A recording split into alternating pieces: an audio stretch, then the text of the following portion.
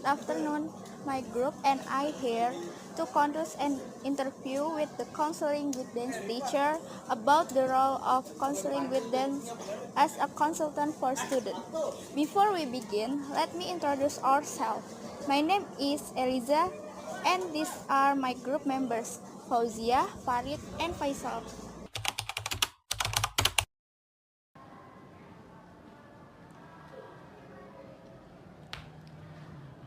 What do you do to make students feel comfortable sharing their thoughts?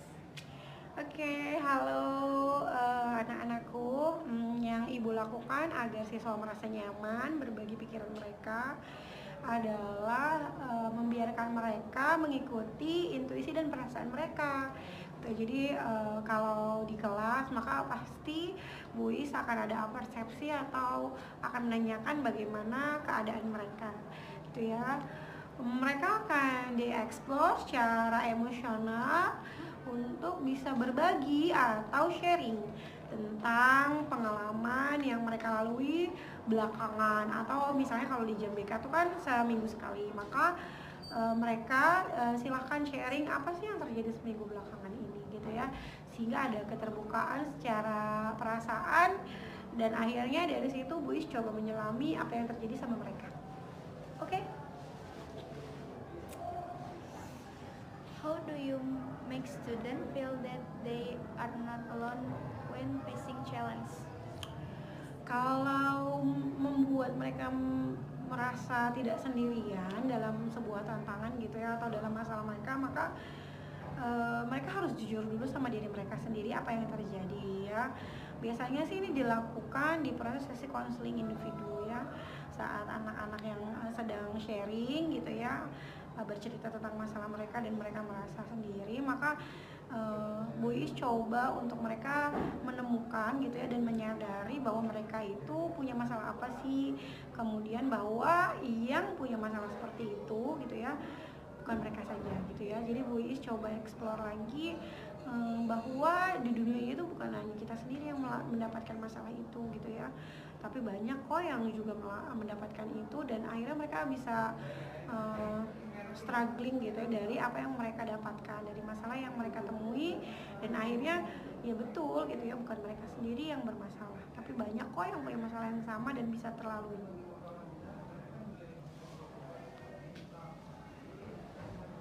What is one piece of advice you'll always share with your students?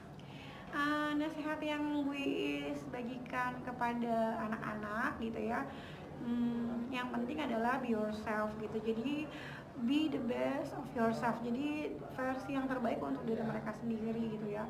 Versi terbaik itu kan sebenarnya udah jelas, ya, kalau mereka muslim atau mereka beragama, insya Allah semuanya kan beragama, ya. Versi terbaiknya adalah kita itu adalah hamba Allah yang ditugaskan untuk beribadah, dan apapun yang kita lakukan ya untuk ibadah kepada Allah, dan dengan ibadah itu maka kita bisa upgrade diri, gitu ya, jadi versi terbaik diri kita, gitu. What is the first thing you tell students when they come to you when a problem?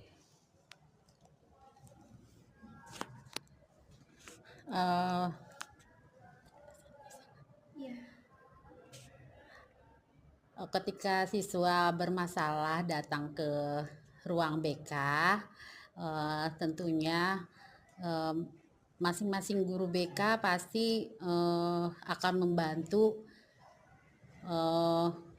untuk membicarakan masalah tersebut dengan siswanya, yaitu diberikan bimbingan konseling individu, bimbingan konseling perseorangan, gitu. Jadi siswa tersebut diberikan solusi, ditanyakan dulu permasalahannya apa, ya, sebaiknya bagaimana sesuai dengan apa yang dia ceritakan, dan solusinya pun sesuai yang dia harapkan. Jadi guru BK memberikan arahan-arahan yang terbaik untuk permasalahan tersebut terhadap siswanya. Begitu. How do you guide students to discover their potential and talent.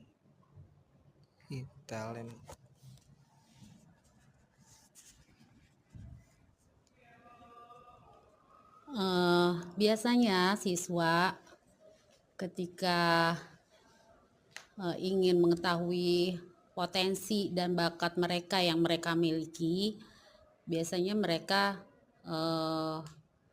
membaca dulu atas kemampuan dirinya sendiri dulu. Ketika itu baru siswa tersebut bisa bertukar pikiran dengan guru BK-nya atau guru walasnya, wali kelasnya, ketika dia ingin mengembangkan potensi yang dia miliki itu. Nah, biasanya dia menemukan potensi pada dirinya harus mengetahui dulu apa nih kemampuannya pada diri siswa tersebut, pada dirinya gitu. Kalau dia sudah merasa dia punya potensi atau bakat misalnya di bidang kesenian atau di keolahragaan gitu ya, itu biasanya dia dari awal pun sudah mau mengembangkan potensinya gitu. Contohnya seperti dia ikut eskul ya, eskul misalnya eskul kesenian, menari misalnya ya, dia udah ikutin itu gitu. Atau mungkin di keolahragaan misalnya eskul futsal ya, udah dia ikutin juga. Biasanya itu udah dari jauh-jauh hari, bahkan dari SD atau SMP sudah dia ikutin ya, dia punya potensi itu gitu, sudah ikutin latihan-latihan sehingga pas sudah terbiasa dengan latihan-latihan yang dia punyai potensi atau bakat itu, dia sudah berani tampil gitu ya. Contoh misalnya kalau kesenian tari, dia udah berani untuk show atau manggung ya di acara-acara tertentu gitu ya kan. Atau juga kalau di keolahragaan misalnya futsal dia sering sparring gitu ya, atau tanding gitu ya dengan antar sekolah atau di wilayah lingkungan sekolah atau di wilayah lingkungan kota ya, kota Depok dan sebagainya gitu. Jadi itu akan terlihat dari situ, oh dia punya potensi atau bakatnya sendiri, seperti itu ya. Oke. Thank you for your attention. We hope this knowledge can be useful for all use. Have a nice day. See you. Thank you, everyone! Thank you, Elmar! Go!